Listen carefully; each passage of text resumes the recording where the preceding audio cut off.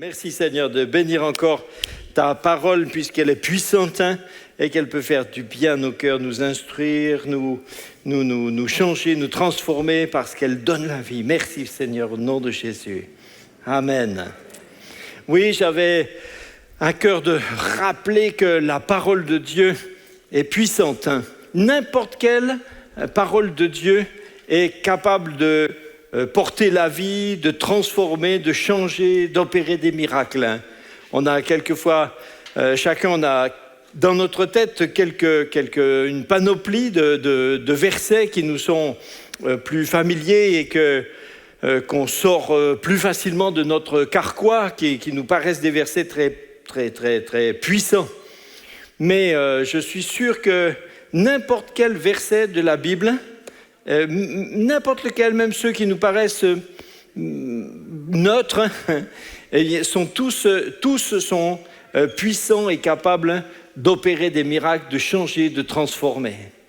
Jésus utilisait des versets du Deutéronome que nous regardons un petit peu comme difficiles, secs, arides. Et Jésus les avait utilisés dans son combat contre le diable dans le désert. Et rien qu'avec le Deutéronome, il la met en fuite. Et ce n'est pas tous les chrétiens qui utiliseraient, qui auraient le Deutéronome comme livre de base. Mais Jésus, lui, savait s'en servir. Je suis sûr que tous les versets... Alors, je ne dis pas ça pour justifier le fait que ce soir, je vais prendre des versets dans des livres historiques et dans l'Ancien Testament, mais c'est parce que je le crois profondément. Voilà, donc dimanche, j'avais le plaisir, en tout cas le plaisir pour moi, vous, je ne sais pas, mais moi j'aime bien. Donc j'avais le plaisir de vous parler d'un des personnages périphériques au roi David, qui était Absalom. Et je voudrais ce soir vous parler d'un autre personnage qui va un petit peu, c'est un petit peu malheureusement un petit peu un parcours aussi difficile qui se termine pas bien, c'est celui de son général en chef Joab. Donc dimanche je vous présenterai un livre que j'ai écrit sur la biographie de David et donc la librairie Philadelphie vous le présentera dimanche. Voilà. Donc qui est ce Joab? Eh bien, Joab, donc mon titre, il faut commencer par le titre, c'est bien de commencer par le début. Le titre ce soir, c'est Joab, le grand général à la fin misérable. Bon, il y en a qui disent, ça y est, dimanche, c'était pas marrant. Eh bien voilà, c'est comme à la belote, il y a belote et rebelote. Alors, Joab, premièrement, Joab, voilà, ça c'est le titre, Joab, le grand général à la fin misérable. Mon premièrement, c'est Joab, le général en chef de David. Et qu'est-ce qu'on sait de ce Joab? Eh bien, d'abord, il faut rappeler que Joab était un parent de David. C'était le fils de sa sœur Tseruja. Donc, pour David, c'était son neveu. Alors, je ne sais pas s'il l'appelait souvent tonton, je ne sais pas, mais... En tout cas, c'est la famille, c'est la famille. On oublie ça un petit peu quelquefois. Et Joab était, avant de devenir le général en chef de toutes les armées d'Israël, de David, pendant le temps de sa royauté, Joab était évidemment avec lui quand il était en exil, puisque lorsque David a été contraint de partir en exil, poursuivi par le roi Saül de l'époque, évidemment, toute sa famille était concernée par cette menace. Donc, ses parents, ses frères et sœurs, ici, ses neveux, etc., tout le monde a dû quitter parce qu'avec Saül, on ne savait jamais, c'était très grave. Donc, il a été avec lui depuis toujours. Et dès que David a été vraiment roi, alors Joab, dès le début, a tout de suite été le responsable militaire et il l'a été jusqu'à la fin, donc une quarantaine d'années. Alors Joab était un militaire très doué et il s'est montré exceptionnellement efficace pendant ses 40 ans. Et avec David, il a gagné avec David ou pour David, quand il n'était pas directement avec lui, il a gagné toutes les guerres. Et c'est un homme qui a été très fidèle par rapport à David. Il a été très fidèle dans les moments, dans les épreuves de David, quand David fuyait, quand il a été menacé, quand il a été... Joab a toujours été avec lui, il a été très fidèle pendant l'exil, il a été fidèle pendant la révolte d'Absalom dont nous avons parlé dimanche matin. Joab est resté fidèle, il n'a pas été attiré par les sirènes, il n'a jamais cherché à tirer parti des faiblesses de David, ni de ses épisodes difficiles. Il n'a jamais eu d'ambition pour lui-même de devenir roi. Son truc, c'était le portefeuille de ministre des armées. Voilà, c'est ça. C'est sur ça qu'il fait. Et il a tiré David de situations délicates. Quelquefois, David a vraiment été au bénéfice de son aide, et en particulier, on en a parlé dimanche, lorsqu'Absalom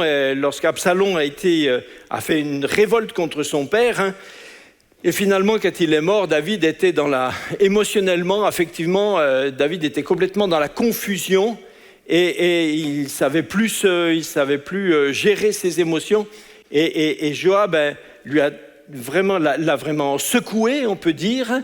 Elle l'a secoué, il a ramené les pieds sur terre, l'a fait sortir de sa bulle, et il l'a ramené vraiment dans la bonne direction. On peut vraiment dire qu'il lui a sauvé la mise à ce moment-là.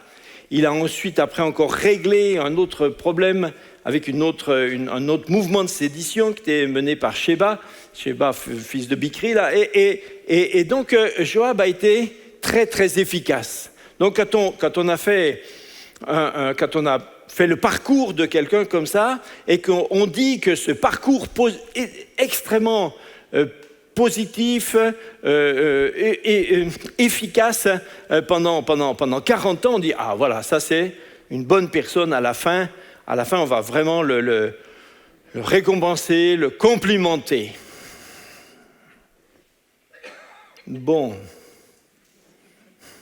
Alors nous arrivons au point numéro 2, qui parle de la condamnation de Joab par David. David a prononcé sa condamnation. Nous pouvons lire dans 1 Roi 2. C'est très curieux, après tout ce que j'ai dit de positif sur Joab, on se dit, à la fin, David devait être vraiment content de lui. Regardez comme il est content. 1 Roi 2, les versets 5 et 6. David, c'est juste avant la mort de David. David sait qu'il va mourir, il est vraiment dans les derniers jours. Il fait son bilan et il dit à son fils Salomon, qui va prendre la royauté derrière lui, David dit à Salomon, « Tu sais ce que m'a fait Joab, fils de Tseruja, ce qu'il a fait à 2 chefs de l'armée d'Israël, à Abner, fils de Ner, et à Amasa, fils de Jéter, il les a tués. Il a versé pendant la paix le sang de la guerre. Il a mis le sang de la guerre sur la ceinture qu'il avait au rein et sur les chaussures qu'il avait aux pieds. Tu agiras, Salomon, selon ta sagesse, et tu ne laisseras pas les cheveux blancs de Joab descendre en paix dans le séjour des morts. » Autrement dit, David prononce la condamnation de son général et il dit « il ne faut pas qu'il meure paisiblement. Il est condamné, il faut qu'il soit condamné à mort, il faut qu'il soit exécuté. » Alors, on est évidemment surpris par ça et on se dit « mais donc, essayons de remonter. Quelles sont les raisons pour David? Quelles sont les raisons de cette condamnation. » Vous voyez, je vous aide à faire de l'étude biblique un petit peu plus rapide parce que quelques-uns, vous avez une Bible qui reste étrangement neuve pendant des années parce que quelques-uns ne la lisent pas beaucoup, et vous avez grand tort. Alors, donc, nous allons voir les 2 raisons qui sont invoquées. David a dit, il a tué 2 chefs de l'armée d'Israël, Abner et Amasa. Alors, on commence par le premier, voilà, Abner, on va voir, premier reproche, de David la mort d'Abner. Premier reproche, la mort d'Abner, normalement, oui, ça arrivera après.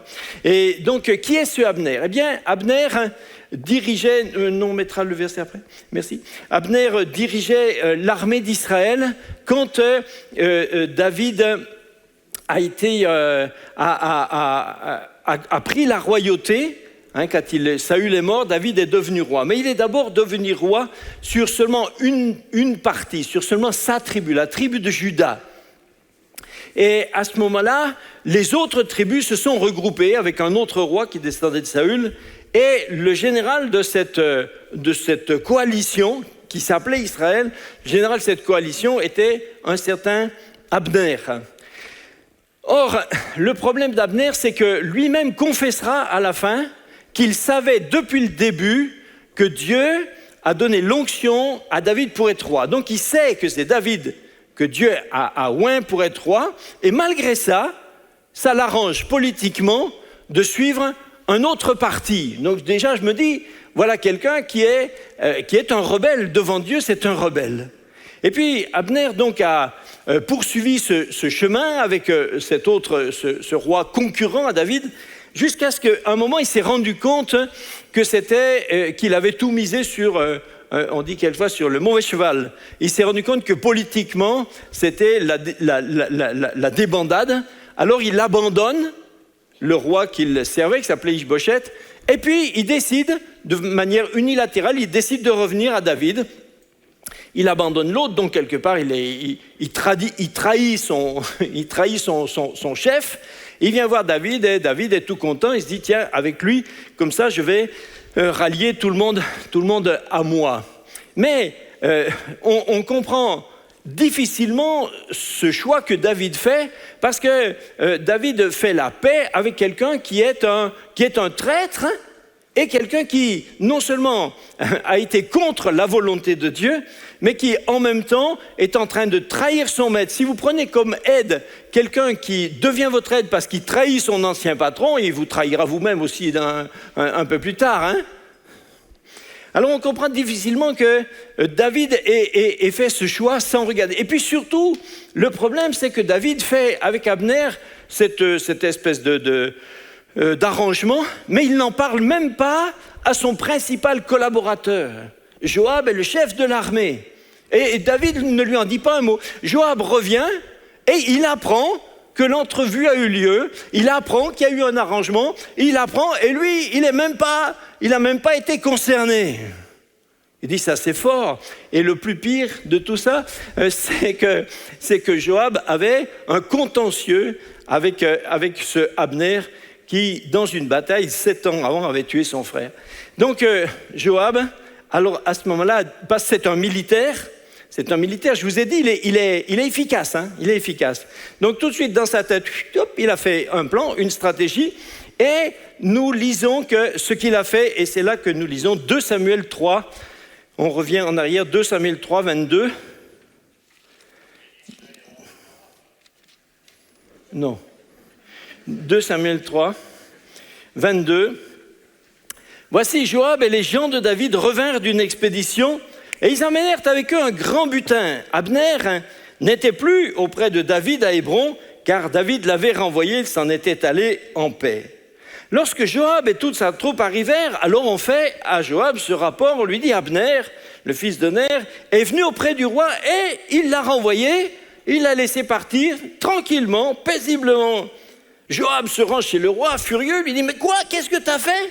Abner est venu ici, chez toi, et toi, tu l'as renvoyé comme ça, tu l'as laissé partir tranquillement. Mais tu connais Abner.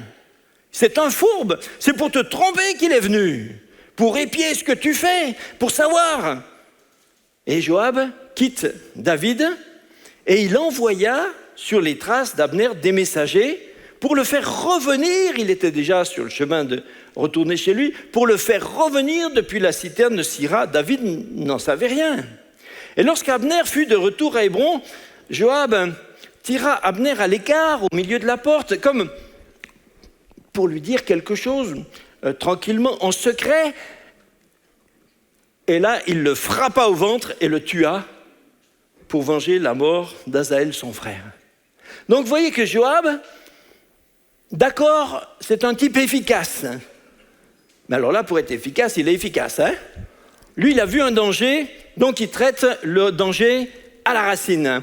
Et on comprend bien dans cette histoire que non seulement Abner a traité le problème d'Abner qui avait tué son frère, mais qu'en même temps, il sait très bien que ce Abner devient, s'il rentre dans le cénacle de David, il va devenir un concurrent au poste de général en chef. Donc, hop, il le supprime, et comme ça, il est tranquille, il prend la place. Voilà, ça c'est un des deux cas que David reprendra à la fin de sa vie pour dire « Joab mérite d'être condamné ». Et puis il y a le deuxième, on a vu que David a parlé aussi d'un certain Amasa. Il y en a qui connaissent Amasa? Vous ferez faire connaissance, Dieu. Alors Amasa, lui, c'est encore, le cas est encore plus, est encore pire, parce que Amasa, c'est celui qui a suivi Absalom dans sa révolte, et c'est ce Amasa qui a conduit les putschistes qui voulaient tuer David, qui voulaient éradiquer, massacrer tout Jérusalem, et c'est ce Amasa qui est donc qui a conduit cette guerre pour Absalom, une guerre qui a fait, on a vu dimanche, 20 000 morts, 20 000 morts. Et David, à la fin de cette guerre, est tellement fâché avec Joab qui a tué Absalom que David nomme ce Amasa comme général de son armée. Donc c'est complètement, de la part de David, c'est complètement surréaliste. Au lieu de récompenser ses fidèles officiers qui sont donné leur vie pour lui, alors il les évacue et il met à la place le général des putschistes, celui qui est responsable de toute cette hécatombe. Et on comprend que chez David, c'est un ensemble de réactions émotionnelles impulsives, il ne consulte personne. Alors, dans cette circonstance, eh bien, Joab a été mis de côté, et là, il voit sa position disparaître. Donc, Joab va régler le problème d'Amasa. On lit dans 2 Samuel 20, au verset 8, que Joab s'arrange pour rencontrer Amasa. Lorsqu'ils furent près de la grande pierre qui est à Gabaon, Amasa arriva devant eux. Joab était ceint d'une épée par-dessus les habits dont il était revêtu. Elle était attachée à ses reins dans le fourreau, d'où elle glissa comme Joab s'avançait. Joab dit à Amasa, « Ça va mon frère ?» Et de la main droite, il saisit la barbe d'Amasa pour l'embrasser, et Amasa ne prit pas garde à l'épée qui était dans la main de Joab, et Joab l'en frappa au ventre et répandit ses entrailles à terre sans lui porter un second coup, et Amasa mourut. Voyez la perfidie de Joab. Pour être sûr que son adversaire ne se défende pas, il se débrouille pour arriver face à lui en ayant déjà son épée à la main. Donc c'est comme aux échecs, il a un temps d'avance. Donc il a fait semblant que son épée glisse de son fourreau. Il dit « Bonjour mon frère » et l'épée tombe, gling, gling, badam, il la ramasse, ça va, oui, paf. Efficace.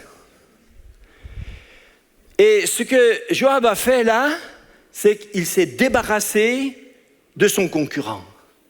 Et David l'avait pourtant nommé sur Amasa général, mais tout de suite après, il n'y a pas eu de cérémonie, il n'y a pas de réinvestiture, il n'y a pas etc. Un tout petit peu après, dans le chapitre, on retrouve Joab était général de l'armée. C'est lui qui a reconquis sa place, c'est lui qui s'est remis dans cette position. Et David n'a pu que le subir. Ce n'est pas un choix de sa part. Et donc ce sont les 2 morts que David reproche à Joab. Alors évidemment, la façon dont Joab l'a fait est inacceptable. Mais d'un autre côté, on peut dire aussi que les deux nominations que David avait faites, d'Abner et d'Amasa, étaient aussi inacceptables. Mais je crois, le point numéro 3, c'est le vrai problème, pour David, le vrai problème est là, c'est que Joab a aussi tué Absalom.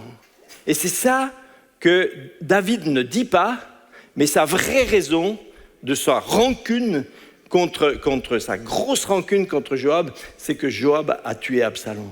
Quand Absalom s'est rebellé, alors David était émotionnellement, il était court-circuité, il était focalisé, il ne pouvait plus voir rien d'autre que ça. Et il a dit à ses soldats, doucement avec mon fiston là. Et Joab a dit, oui, attends que je le trouve. Je vais m'en occuper. Et effectivement, Joab l'a trouvé, il a tué Absalom. Et David lui en a voulu. David lui en a beaucoup voulu. Même si quelque part, alors il n'y a jamais de guerre juste, je ne veux pas légitimer la violence, ce n'est pas ce que je veux dire. Mais dans cette guerre, la mort d'Absalom mettait fin à une tuerie. Dès qu'Absalom est mort, Joab a sonné la retraite, il n'y a plus eu aucun mort à partir de là. Donc, cette mort était nécessaire, elle était légitime. Et David en a gardé rancune à Joab jusqu'à la fin de sa vie. À la fin de sa vie, il ne peut pas dire fais mourir Joab à cause de ce qu'il a tué Absalom. Mais au fond de son cœur, le problème est crucial pour lui, c'est ça. Quatrièmement, ça c'est une question qu'on se pose tous, je pense, quand on lit ça, on se dit, mais pourquoi David a dû attendre la fin de sa vie pour régler cette question? Pourquoi il n'a pas réglé ça au fur et à mesure quand les problèmes arrivaient?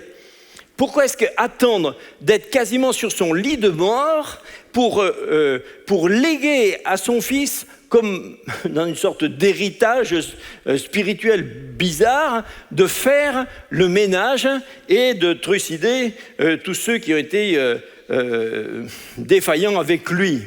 Eh bien, 2 Samuel 3, 39 nous donne un peu une idée une réponse sur cette question. Eh bien, c'est que David dit, 2 Samuel 3, 39, il dit « Je suis encore faible, quoique j'ai reçu l'onction royale, et ces gens, Joab et Abishai, les fils de Tseruja, sont trop puissants pour moi. » David, avec toute la puissance de la royauté qu'il avait avec lui des gens qui étaient dans une sphère d'influence, qui avaient une aura, qui avaient une capacité d'influence sur le peuple et sur la haute société, sur l'armée, etc., qui le dépassait.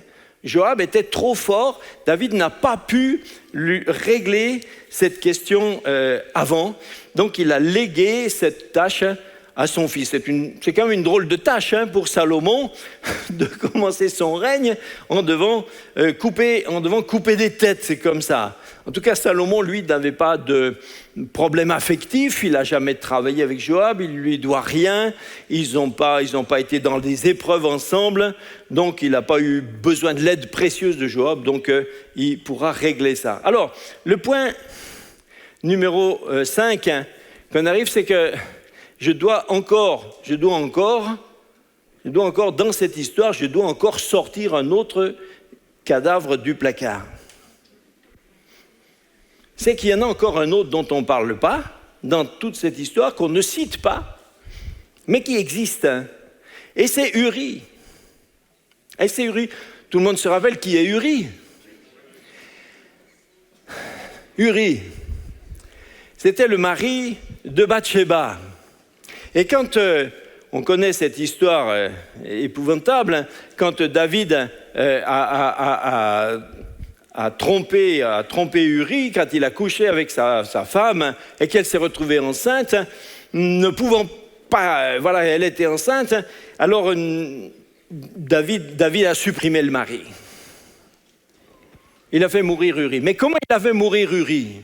Eh bien, il l'a fait mourir par la main de Joab. Uri était un officier. Donc David a dit à Joab, lui a envoyé une lettre que Uri lui-même a portée d'ailleurs. Vous voyez la cruauté du geste. Hein?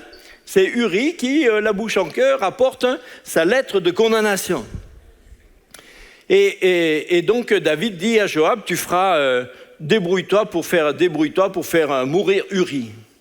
Donc Joab, sans doute au début, n'a pas très compris pourquoi il fallait faire mourir un officier valeureux, mais quand à peine 2-3 mois plus tard, à peine, il apprend que David vient d'épouser sa veuve et que visiblement elle est enceinte, il n'y a pas besoin d'être... c'est pas compliqué à comprendre. Hein? Mais le pire, c'est surtout que Joab a exécuté l'ordre. Donc si on dit toujours que c'est David qui a tué Uri, c'est vrai. C'est lui qui l'a tué parce que c'est lui qui est le cerveau de son assassinat. Mais celui qui l'a fait mourir de mort, c'est Joab. Ils sont tous les deux complices de cet assassinat. Ça m'a fait penser à certaines familles. On dit quelquefois dans certaines familles, il y a ce qu'on appelle des secrets de famille. Vous savez, des secrets de famille, c'est un truc glauque qui s'est passé dans la famille, que quelque part, toute la famille sait, ou des fois pas tout le monde, mais en général toute la famille sait, mais ça ne peut pas sortir à l'extérieur. Hein.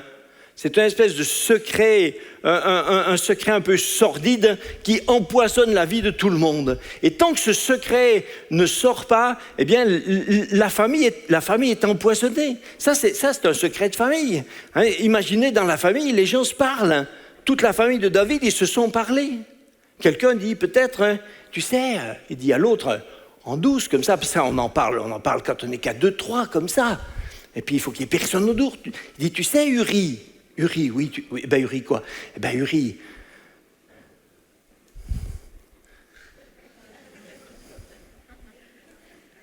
c'est Joab qui l'a fait mourir. Ben non, pourquoi Joab aurait fait? Mais c'est pas ses tonton qui lui a dit de le faire. Tonton? Oui, tonton David. Ah bon? Mais oui, c'est tonton David qui l'a fait mourir. C'est un secret de famille. Le problème dans cette histoire, c'est que David, lui, il s'est repenti. Le problème de David, il est aussi énorme que celui de Joab. Que ce soit celui qui appuie sur la gâchette ou celui qui vise, hein. Ils ont la même culpabilité. Mais David, lui, a été repris par Dieu. Et lui, s'est sorti devant Dieu. Et lui, il s'est repenti. Lui, il a demandé pardon. Et lui, Dieu lui a dit, je te pardonne. Mais Joab, les fautes de Joab ne sont jamais sorties à la lumière. Joab ne s'est jamais repenti de quoi que ce soit. Joab n'a jamais demandé pardon. Joab est coupable d'un assassinat qu'il n'a jamais réglé. Et vous imaginez comment entre les deux hommes, comment ça crée une espèce de pression l'un sur l'autre. Comprenez comment David peut dire de Joab, c'est un homme qui est trop puissant pour moi. Mais oui, il est trop puissant, oui. Imaginez que David commence à vouloir vraiment traiter des questions de Joab. Joab lui dit, tu veux qu'on sorte tous les dossiers? On dit tout? D'accord, tu veux tout dire? Pas de problème, ok, on dit tout, ok. Je convoque la presse, je dis tout aussi, ça va? David se tait. C'est des moyens de pression. Parce qu'ils sont complices tous les deux de quelque chose qui n'a jamais été traité, qui n'a jamais été mis à la lumière. Aujourd'hui, en politique, vous avez des histoires comme ça. Des fois, vous avez des gens, vous avez des problèmes. On sait qu'on dit, alors on fait, dans la presse, on fait un grand pétard. Oh, on va tout mettre à la lumière.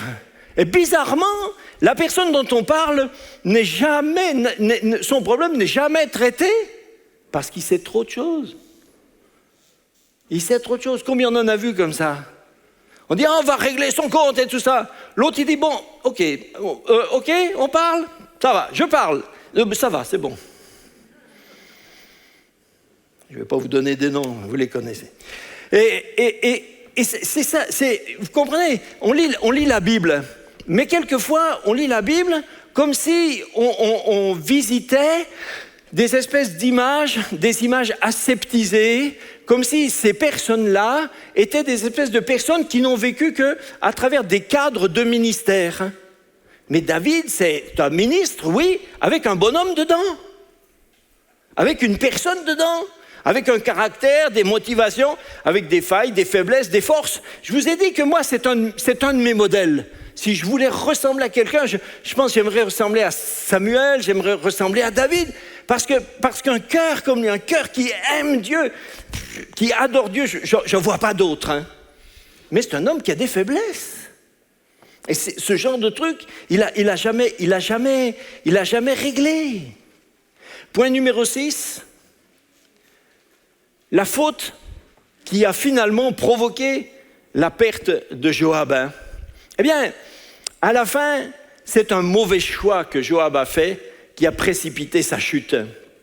Parce que Joab vieillissait et il voyait que David vieillissait. Et il a commencé à se poser des questions sur la suite. Il s'est dit, bon, tonton David, il a pris un coup de vieux. Tonton David, il a pris un coup de vieux et il ne nous a pas dit qui c'est qui prend la suite. Hein. Et suivant qui c'est qui prend la suite, moi je deviens quoi? Hein? Pas sûr, hein? Si celui qui prend derrière m'a à la bonne, il me remet dans le circuit, et sinon j'éjecte. Et ça, Joab ne pouvait pas supporter. Donc il a dit, je ne vais pas attendre, je vais prendre les devants. Donc il s'est arrangé avec un fils de David qui s'appelle Adonijah. Ils se sont arrangés tous les deux. Joab lui dit, je t'aide à devenir roi. Adonijah a dit, d'accord, tu es mon aide préférée. Il a dit, ça marche. Top là. Et donc Joab a misé sur Adonijah, croyant que David, qui était déjà vraiment senior plus, il pensait que David ne réagirait pas. Donc il a dit, on fait notre truc, on s'impose, et comme ça, je garde ma place. Mais David est un homme de Dieu, oint par Dieu, rempli du Saint-Esprit, et David a dit, mais non, c'est Salomon qui est roi. Donc ils ont nommé Salomon. Ce qui fait qu'il y a eu cette tentative de prise de pouvoir, même si elle n'était pas violente, est retombée comme un soufflet qui retombe, et il s'est retrouvé comme ça à zéro. Et Salomon qui avait reçu de David cet ordre d'exécuter Joab, a dit à Joab, tu ne fais pas d'erreur, si tu fais des sottises, je te règle ton compte. Et avec une grande sagesse, Salomon a attendu que Joab lui-même fasse une erreur. Et Joab l'a faite, parce que Adonijah a continué de faire des intrigues politiques pour essayer de reprendre la main sur son frère. Et Salomon l'a compris, il a compris que Joab était derrière, et donc effectivement, il l'a fait exécuter. On arrive au point numéro 7, c'est le dernier. C'est le dernier. Et la fin pour vous, tout se passera bien. Pourquoi une si triste fin? Oui, ça c'est comme une question grave. Voilà un homme dont on vient de dire qu'il a été au service du peuple, au service du roi, dans un des rôles, les tout premiers rôles, juste après David, on peut peut-être le considérer comme le numéro 2 du régime, pendant 40 ans, avec une efficacité extraordinaire. Comment ça se fait qu'il finit désavoué, exécuté violemment comme ça? Contrairement à David, si nous lisons bien dans le texte, vous ne voyez jamais Joab prier. Joab n'a jamais prié. On ne sait pas s'il savait faire. Il n'a jamais prié. Il ne loue pas. Il n'adore pas. Joab ne cherche pas la présence de Dieu. Joab n'est jamais surpris en train de chercher la conduite de Dieu. Et nous découvrons que l'objectif de Joab, pendant ces 40 ans, tout en étant au service de David, l'objectif de Joab est d'ordre privé.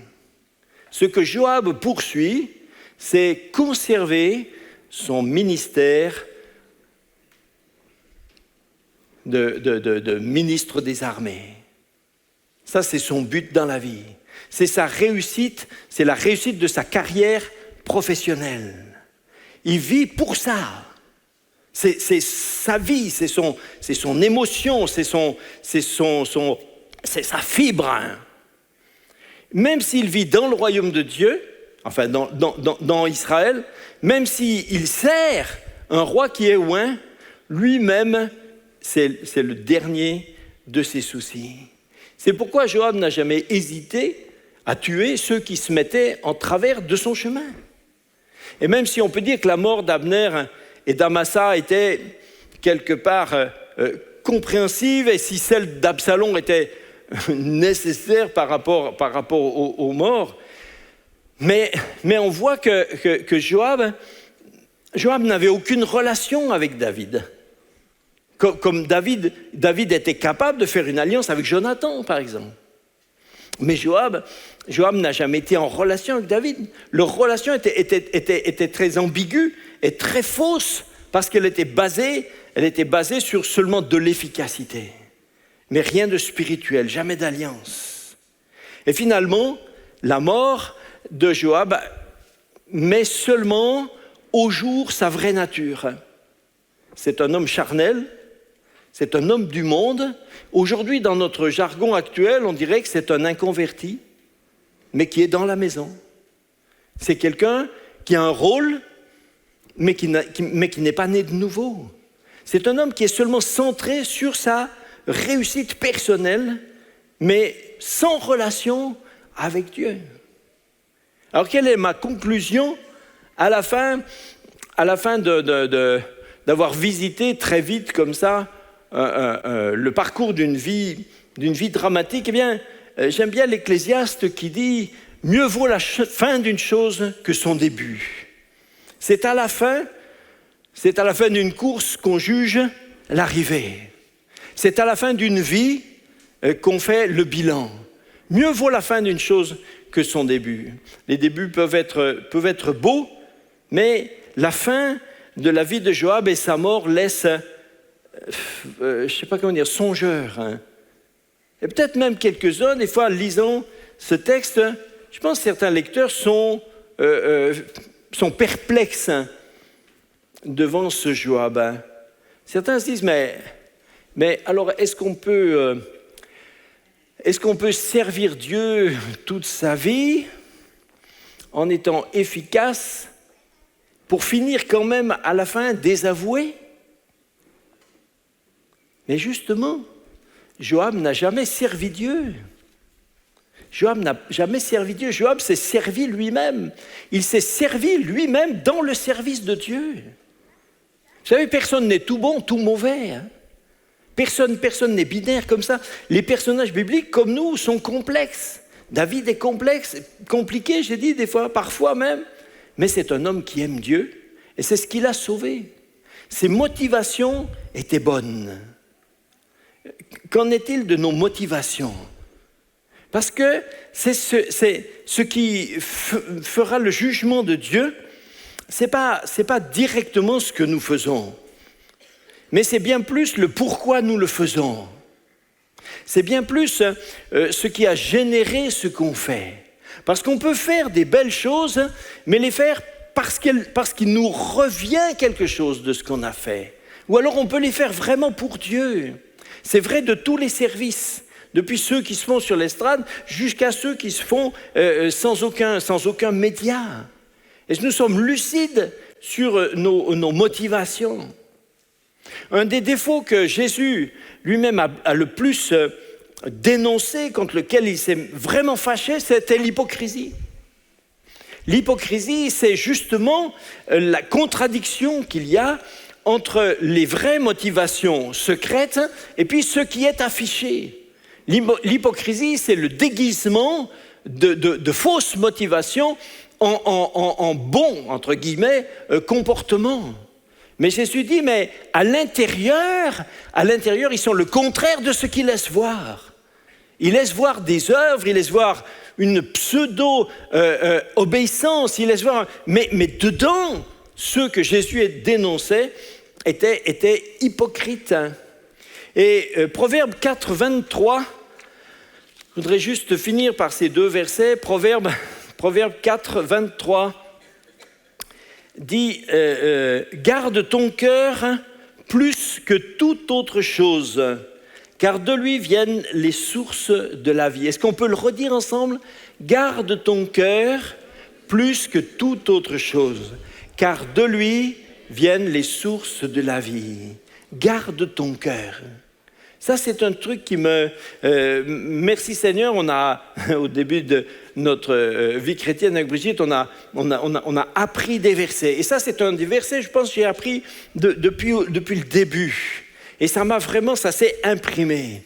J'ai dit, il faut que je fasse attention, pas seulement à ce que je fais, mais il faut que je fasse attention à pourquoi je le fais. Qu'est-ce qui se trouve à l'intérieur, hein? C'est le secret du cœur. C'est du secret du cœur qu'il y a les sources de la vie. Dans le monde, c'est le contraire. Hein. Dans le monde, ce qu'on aime, c'est l'efficacité, c'est l'apparence, c'est le résultat. Dans le monde, on dira, vous savez, la fin justifie les moyens. Ça veut dire quoi, la fin justifie les moyens? Ça veut dire que pourvu qu'on arrive au but, si on a dû emprunter des moyens pas très louables, ça fait rien, on est arrivé. Eh bien, ce verset dit le contraire. Ce verset dit, le cœur, ce qui vient du dedans, vaut plus que ce qui est fait extérieurement. Parce que si notre cœur est bon, alors il découlera que nos comportements seront bons aussi. Mais les comportements en eux-mêmes ne prouvent pas que l'intérieur est bon.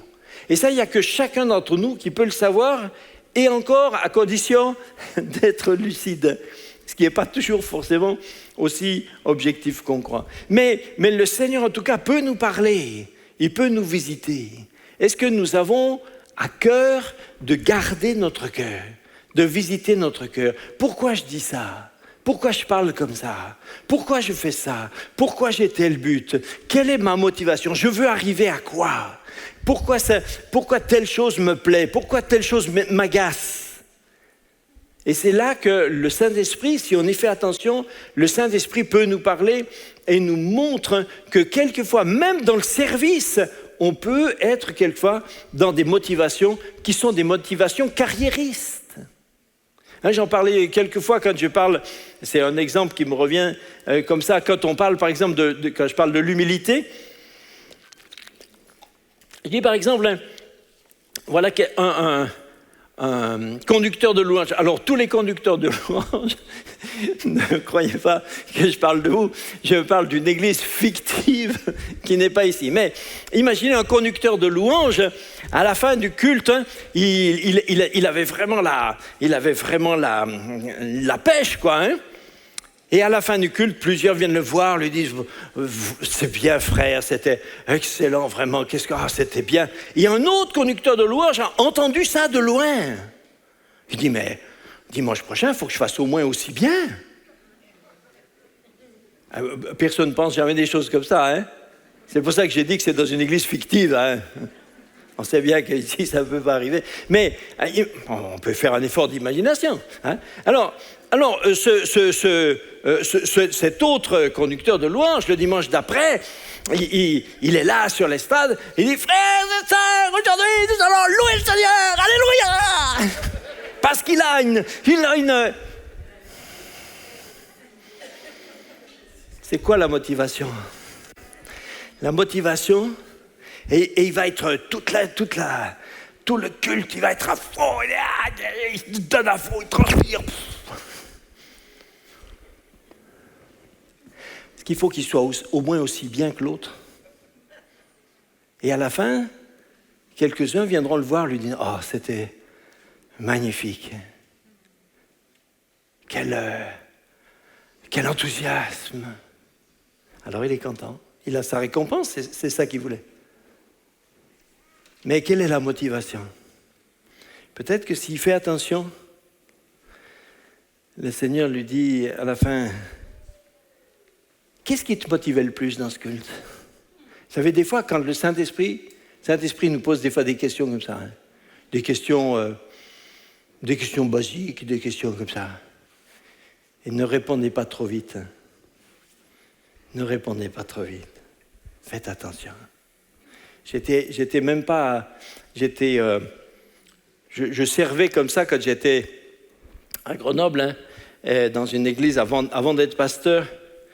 Et un dimanche, je conduisais le chant, comme ça. Dans le temps, je conduisais les chants, c'est ici.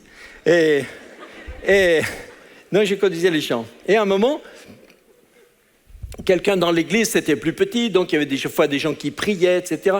Et donc il y a eu plusieurs... Et c'était long, ça coupait le rythme, tout ça. Et j'allais intervenir pour reprendre le cours. Et mon pasteur, qui était là, juste à côté, sur une chaise, il se lève, il se glisse, il vient vers moi, tout doucement, tranquillement, discrètement. Il me dit, reprends maintenant. Et au moment où il me l'a dit, je lui ai dit, oui, je sais. Et j'ai repris. Mais après le culte, après j'étais mal. Parce que le Saint-Esprit m'a dit, pourquoi tu lui as dit ça? Ben, j'ai dit, non, moi j'ai dit ça.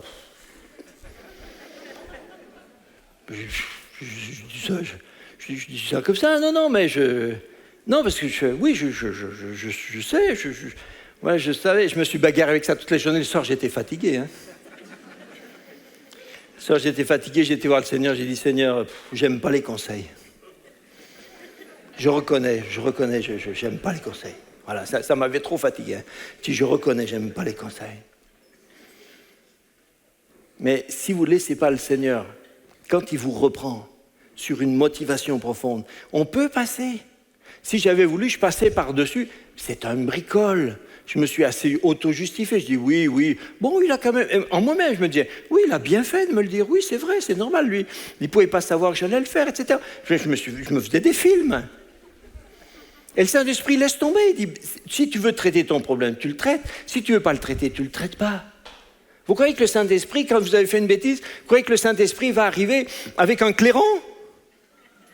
Souvent, il arrive avec une petite question. Pourquoi t'as dit comme ça? Et puis tu en fais ce que tu veux. Mais si tu ne traites pas, alors le mal reste dedans. Et chaque fois que le Saint-Esprit nous dit quelque chose et qu'on ne traite pas, alors le problème, il augmente. Et on finit comme Joab, qui était sûr qu'il servait l'Éternel et il était lui-même complètement dans le déni. Toute sa vie, Joab n'a jamais servi l'Éternel. Il a servi son portefeuille de ministre des armées. Et il a fini tragiquement. Et sa fin tragique est dans la Bible parce qu'elle doit nous parler. Elle n'est pas écrite juste pour faire une histoire. Elle est écrite pour nous parler. Dans le psaume 51, 12, le même David dont on parlait là, dans le psaume 51, David a dit, verset 12, il a dit, « Ô Dieu, crée en moi un cœur pur, renouvelle en moi un esprit bien disposé. » David sait que l'essentiel part du cœur. Il sait que ça part du dedans. David n'a pas dit « Oh Dieu, donne-moi de l'efficacité à mon poste ». Il n'a pas dit « Permets-moi d'être créatif, permets-moi d'être un expert en management. Oh Dieu, fais de moi un DRH solide. » Non, il est parti du dedans. Il a dit « Donne-moi un cœur pur. » Un cœur dans lequel les motivations sont en accord avec les comportements qu'ils prétendent sous-tendre. Frères et sœurs, il nous faut veiller sur notre cœur. Parce que la Bible nous donne des exemples, et ces exemples sont faits pour nous parler.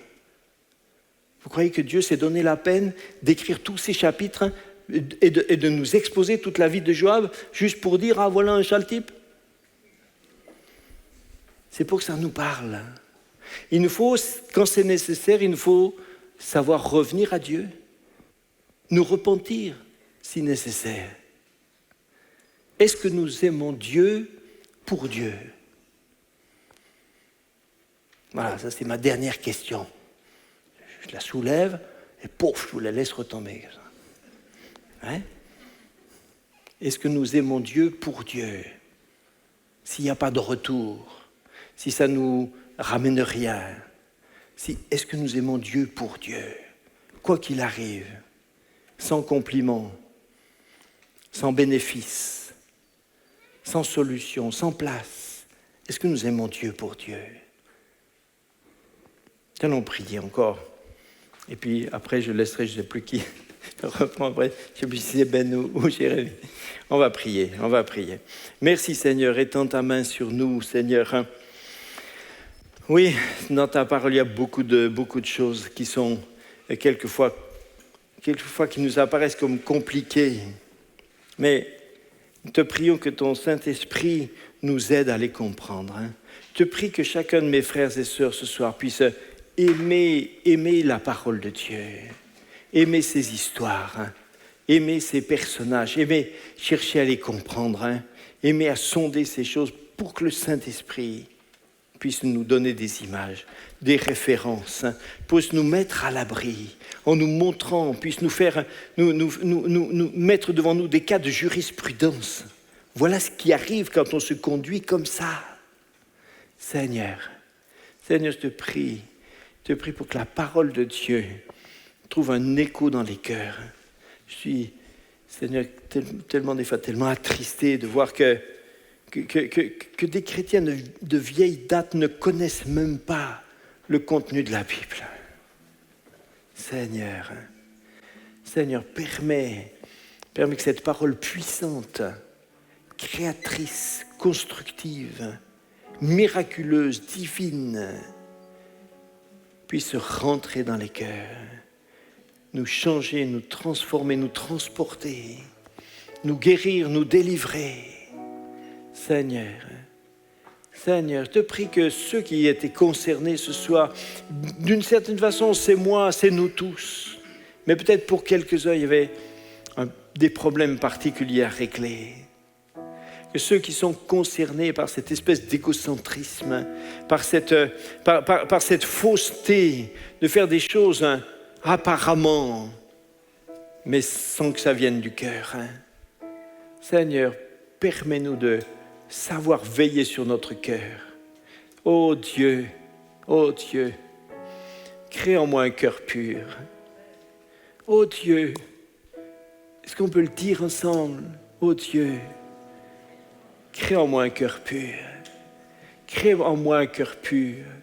Renouvelle en moi un esprit bien disposé. Merci Seigneur. Merci notre Dieu. Amen. Merci Jésus. Amen.